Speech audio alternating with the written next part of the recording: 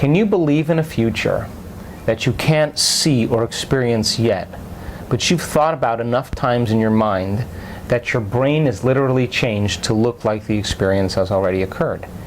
And can you fall in love with a future potential, a future reality, to such a degree that your body, as the unconscious mind, begins to believe it's living in that future reality in the present moment? Yes. And you're signaling new genes and new ways to change not only your brain, but your body begins to change to look like the experience has already occurred.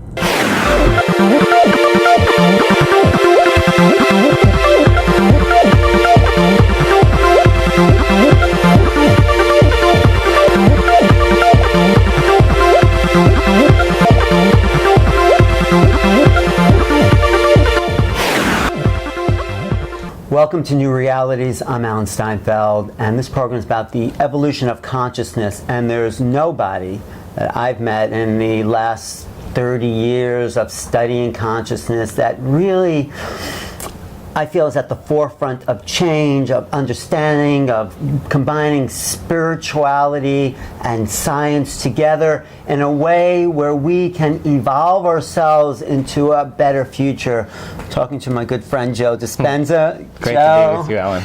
Joe actually was, well, you were really early influence. You were one of my early teachers. I mean, and you know, I learned from you that the neuronets that we create through habits that we do in the world to survive create the world we're living in, and we get stuck in those habits. Yeah. Well, a habit is a redundant set of automatic, unconscious thoughts, behaviors, and emotions that's acquired through frequent repetition. In other words, if you do something over and over again, over time you create a software program in your brain. Right. And once that software program is activated, that program then runs automatically. Turns out that 95% of who we are by the time we're in our middle ages really live by those automatic programs. So then the stimulus of some external event in your life, a random thought, is pushing the button, and just like a computer program, now it runs automatically. So I assert that if people are not in the present moment, truly present, then they're running some type of program. Definitely. And that's what I want to talk to you about, because the teachings we came from, at least, is that we're here to make known the unknown. Do you still go along with that kind of Well, I mean, I philosophy? go along with a lot of philosophies. I mean, I think that our job is to create experiences in our life to reflect our own self-empowerment. Right. And so the problem is that most people are uncomfortable in the unknown. But that's also a habit. If we become familiarized with the unknown, which I think your work does, then we can get over ourselves and the conditions of our life and start to develop a yearning for the unknown. Oh, sure. But what I'm saying is that most people wait for crisis, or trauma, or disease, or diagnosis, or loss. They reach that lower denominator where they finally start paying attention to what they're thinking about. They start observing how they're acting or have acted. They start looking at their automatic emotional reactions. And when they're observing the old self, they're no longer the program. They're the consciousness observing the program, and they begin to objectify their subjective self. Now, consciousness is coming out of biology. Now, my message is, why wait? You can learn and change in a state of pain and suffering, or you can learn and change in a state of joy or inspiration. Right. So then, if you can have a person, then instead of reaching a lower level emotionally, the reason they feel differently is the first time they can see themselves, because they're feeling differently. They're seeing themselves through the eyes of someone else. But if you can have them be defined by a vision of the future, because we are creators, and they're in an elevated emotional state, they could still look at the old self and see the old self from a different level of mind. Yeah, no, that's the exciting part, because I'm interested in the creative part, and in creators, and in artists, and in musicians who access the unknown. That's what I meant by making known the, because they are developing some new neurochemistry that doesn't come from anywhere. Let's talk about that, the neurology of creativity. Sure. Well, the frontal lobe is the crowning achievement of the human being. Right. It's 40% of your entire brain. It's the symphony leader, it's the CEO, it's the creative center, it's the boss. When you're living primarily unconsciously, the rest of the brain is active and the frontal lobe is dialed way down. The moment you ask a question or you get a creative idea, the moment you speculate possibility, the moment you ask what if, the frontal lobe, the seat of our attention, our intention, our creative center, where we speculate, where we restrain emotional reactions, where we control behaviors, where we have focused concentrations, where we demonstrate free will. The moment that center turns on, like a great symphony leader, it has connections to all other parts of the brain. And when you ask that question, the frontal lobe resources different neurological networks that's stored in your brain from things you've learned and experienced, and seamlessly pieces them together to create a new level of mind. And when that happens perfectly in tandem, and those neurons string together, you get an image or a picture in your head. That internal representation is called intention. Now you're locking on to something. The true passionate creator, the true artist then, begins to see that vision and begins to emotionally embrace the outcome. The moment they begin to emotionally embrace the outcome, their brain and body are living in the future, in the present moment, and when they're transfixing their idea on it, they begin to lay down new neurological networks to reflect that vision. Now, we all do this all the time. Everything that's coming out of our mouth is a new creative moment. As long as you're in the creative process, right? And you're present. Yes. So then once you get that vision, now you have to go through a process of bringing it to life. Now, this is where the rubber meets the road. It certainly is, because we get these moments all the time, and do we do anything with it? Exactly. So then we've all done this. I mean, we've all been defined by a vision. And people in our life told us it was crazy, it's impossible, it'll never work. There were days you didn't feel like it, you know, all that stuff. But instead, you were defined by that vision. And every day, you reviewed that vision and you got excited about it emotionally. And you wrote down the choices you were going to make, and you wrote down the behaviors you were going to demonstrate, and the things you were going to do, and your goals that you wanted to experience and how they felt. And you kept your mind on that vision. And then you sat down and you wrote down, okay, what are the choices I'm not going to make today?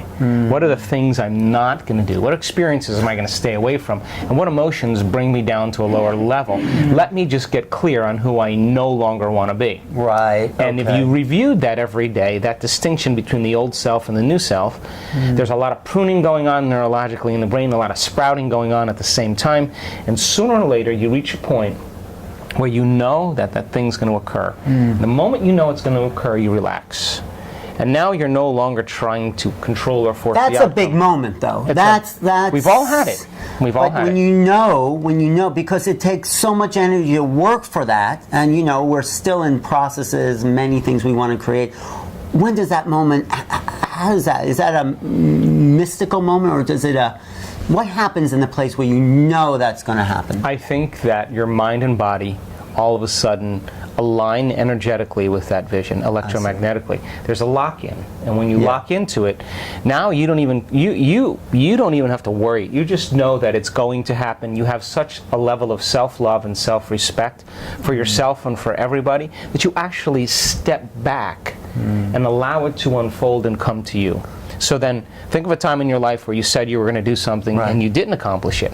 Well, what happened then? You had a vision, you got excited, and then you ran out of time the next day, and you didn't feel like it, and you got tired, and you got angry at someone 2 days ago, and you started putting your attention on your problems, and you know there was you know, you had a lot of social engagements, and what we do is we settle for our past, present reality instead of that vision of the future. And there's only three things that do that to us: the conditions in our environment, the feelings and emotions in our body, and time.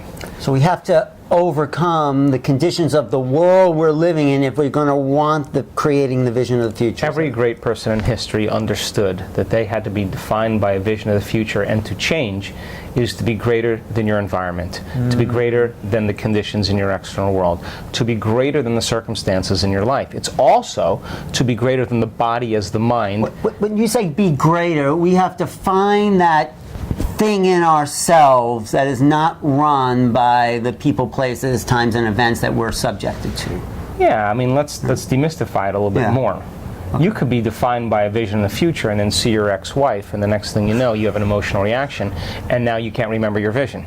Exactly. So then your ability then to say, I want my vision more than this emotion, that kind of clarity. That really helps me because I'm working on creating it. I want my vision more than I want the victimization of my own emotional response. Okay, let's just demystify that even further.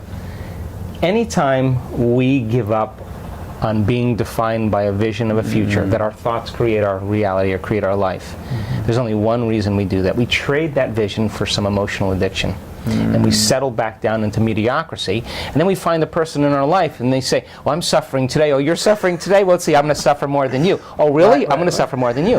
And we use the people in our life that are doing the same thing to reaffirm our addiction to suffering. Which is just an old neural net that we've been stuck Well, let's into. just call it an unconscious program where everybody gets agreement for being limited. So you're saying hold on to that vision of the future no matter what. Yeah. If you keep your conscious mind on what you want, your subconscious mind will take you there, period. And then in your teaching you talk about it shows up sometimes in ways that are unexpected. Sometimes, or always? Well, if you are in the process of taking time out of your busy life to emulate the divine, to emulate the creator, then you can't be a victim if you're creating. In order to create something unlimited, you have to feel unlimited. In order for you to emulate the divine, you have to become divine. In order for you to be a creator, you must feel like a creator. Now let me finish. Because this is an important element, because if you took time out of your busy life every single day to allow that intelligence to work with you, that's both personal and universal, within you and all around you, and you made contact with it, it's all around us, but we can't use our senses to experience it. Then if you said to this intelligence, okay, look, I took time out of my busy life today to be like you. I'm a child of you, and I want to be like you, and so I want to create something new in my life. But look, I am such a articulate ego. I want you to bring it in a way that I least expect. Why? Because if you can expect it, it's nothing new. It's got to be a surprise. It's got to rock your world. It's got to catch you off guard. And it has to leave no doubt that what you did inside of you produced that effect outside of you. And when you can correlate the changes you made inside of you with the effect that you produced outside of you, you'll pay attention to what you did and you'll do it again. So the synchronicities, the serendipities, the coincidences are then begin to come back to us, and it's those things that capture our attention, and we get a little rush of energy.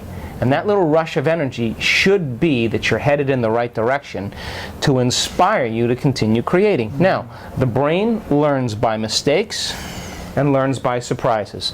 Which would you rather have a few of? A good surprise, yes.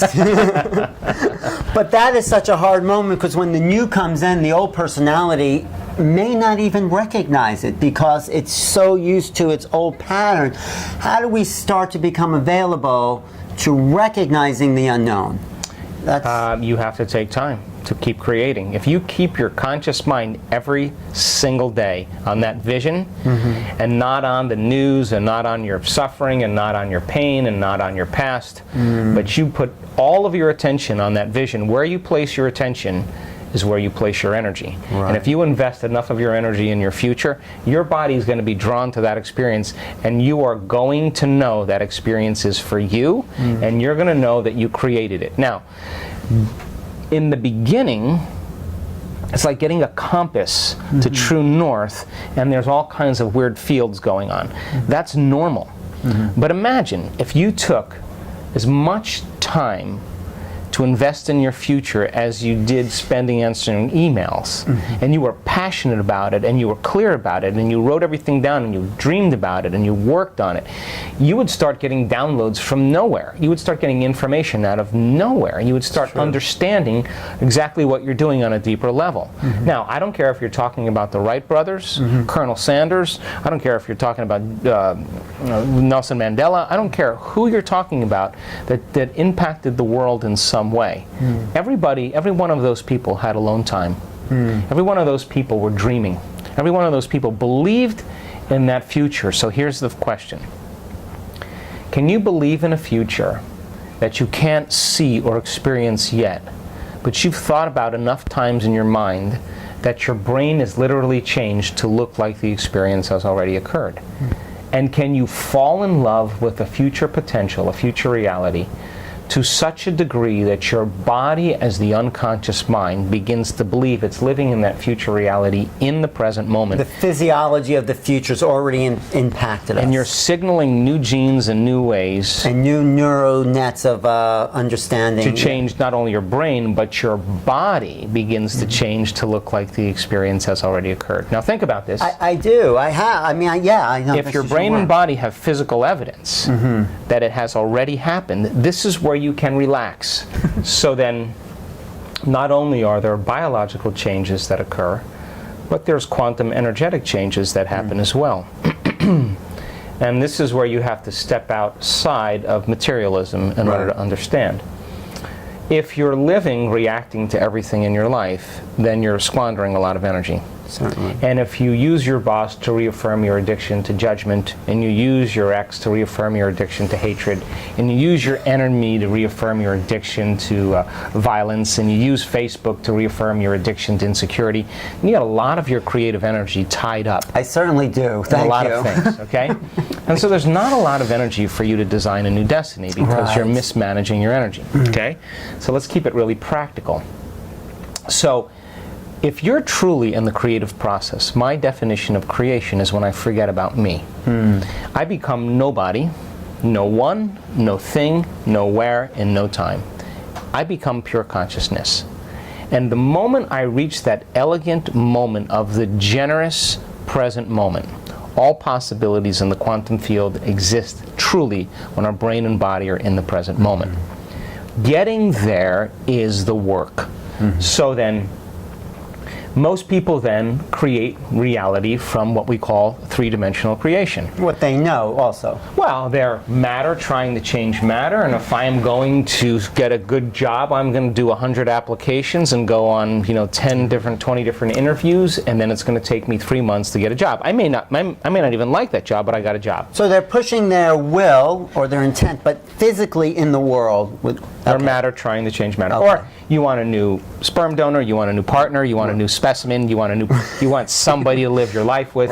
Then you're going to go on Match.com, you're going to spend 2 hours. It's going to take time in three-dimensional reality because real time is defined by us moving through space. And in this dimension, there's way more space than anything else. So we experience time as we take matter through space. That's how people create. You buy the house, 30-year mortgage, you pay it off in 30 years, it's yours. It takes time to do that. Now, fifth dimensional creation has nothing to do with going anywhere to get anything. Because if you combine a clear intention, a coherent thought, coherent brainwave pattern, with a coherent heart, moving into that elevated emotion, thoughts are electric and feelings are magnetic. The magnetism of this center becomes the energy. The intention is carried on that energy, and now you are broadcasting a new signature into the quantum field. Now, if it's done properly and you understand the mechanics, and I can't get into it in this show, but in fifth dimensional creation, you are not going anywhere to get anything. You are actually collapsing space and time, and you are drawing the experience to you. You are the vortex, because when there's a vibrational match between your energy and that potential that exists in the quantum field, by tuning a radio dial, when you lock into that frequency, if you keep revisiting that energetic signature over again every single day, then you don't have to go anywhere and get it. The new job finds you. The new house actually finds you. The new relationship finds you, because you are the vortex that's drawing the experience to you. What's the results you've seen in your work and as you've measured playing? Because I think you've seen miracles, which are very exciting. Well, I have seen people create amazing jobs. I've seen people heal themselves. I've seen people have mystical experiences. I've seen people create new opportunities. I've seen people heal themselves from past emotional traumas.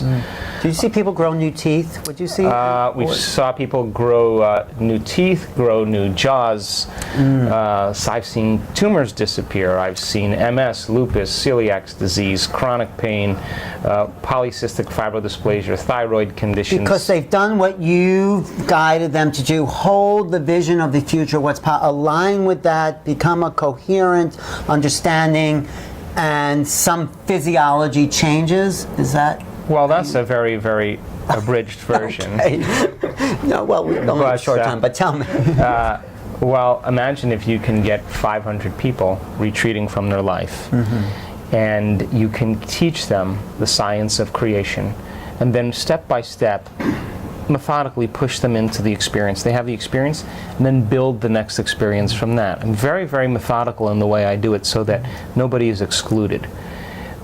Over time, you will see, we've measured the energy in the room, we've measured the energy around people's bodies, we've measured the energy centers of their bodies, we've measured epigenetic changes, we've measured brains, we've measured hearts, we've measured urine, we've measured saliva, and I can tell you we are dynamic human beings. So if you can get a group of people that are sincere, that have really already been no longer talking about skiing, but have been going down the slopes for about a year, and you can get them to start taking jumps, and start doing some really nice tricks, and you can guide them on how to do that, you are going to sooner or later see someone do something supernatural. Now, once they do that supernatural event, I believe that just like a community of people can get sick because of some infection or bacteria, I believe that wellness can be as infectious as disease. And so now people start popping through.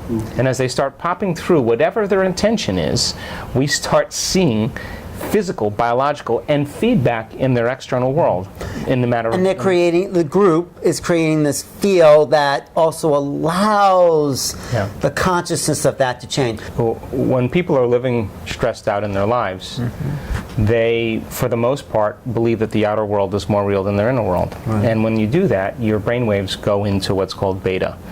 And beta is your ability to be able to create coherence and meaning between what's going on out there and what's going on in here. For survival. Well, just like right now, we're in beta right now. We're relaxed and we're paying attention, but our attention is primarily on our outer world. We're checking in with our inner world as we dialogue.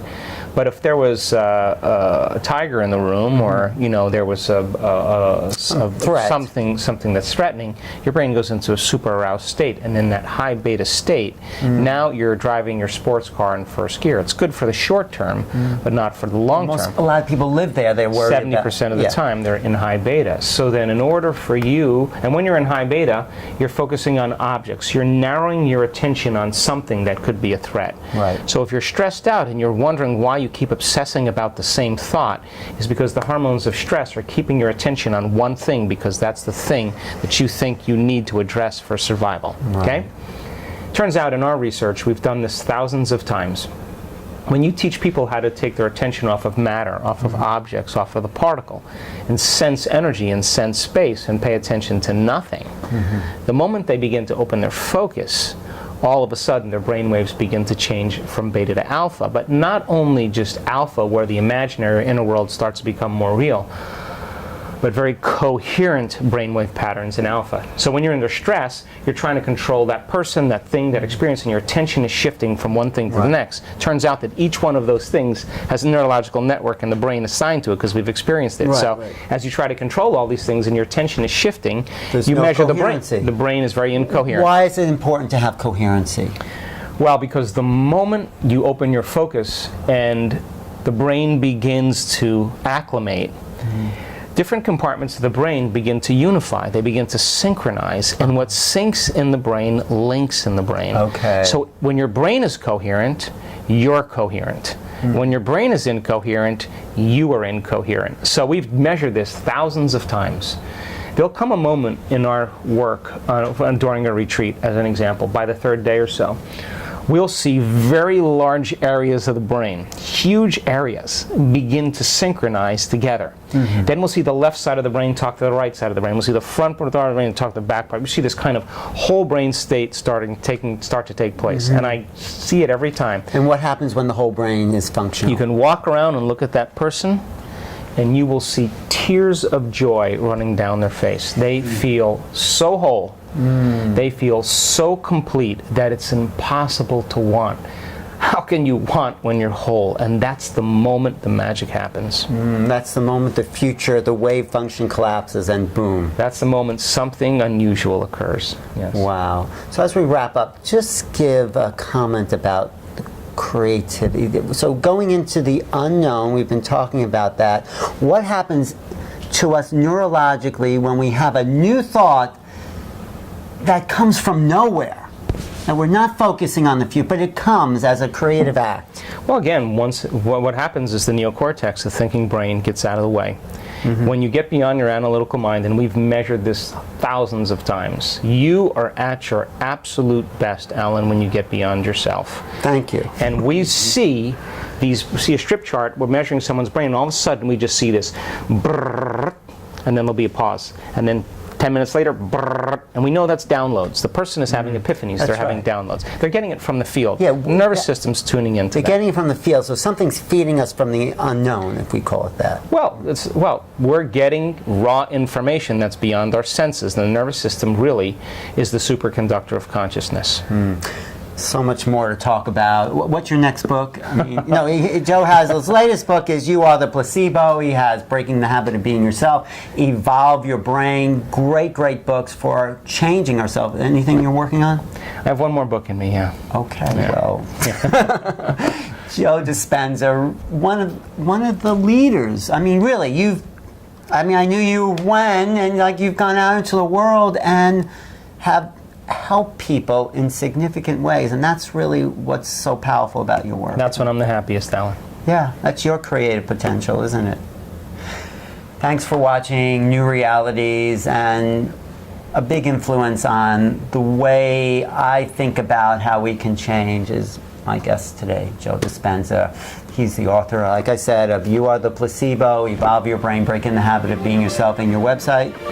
Just www.drjoedispenza.com. Dr. Joe, as it's called. Thanks for watching today. Find me at newrealities.com.